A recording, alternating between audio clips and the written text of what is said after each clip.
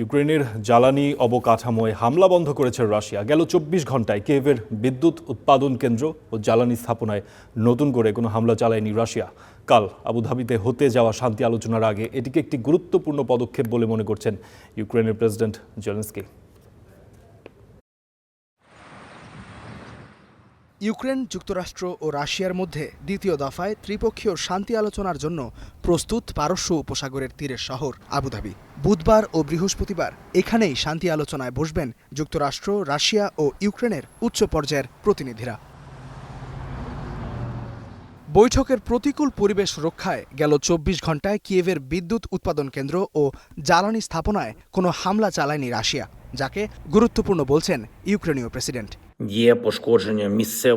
আজ সারাদিন জ্বালানি অবকাঠামো লক্ষ্য করে কোনো মিসাইল হামলা হয়নি। এটি অত্যন্ত গুরুত্বপূর্ণ একটি সংকেত।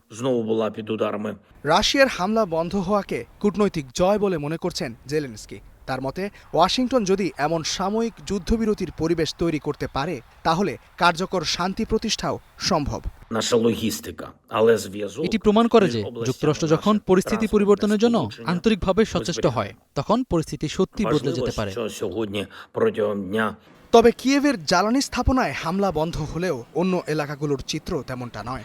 দ্বিতীয় দফার শান্তি আলোচনার বিষয়টি চূড়ান্ত হবার পরই ডিনি প্রোপেত্রোভস্ক অঞ্চলের একটি কয়লা খনিতে রুশ হামলায় মারা যায় ১২ জন শ্রমিক। ২০১৪ সালের পর এটি ছিল এই কোম্পানির সর্বোচ্চ প্রাণহানির ঘটনা। একটি ড্রোন সরাসরি তাদের পরিবহনকারী বাসে আঘাত করে।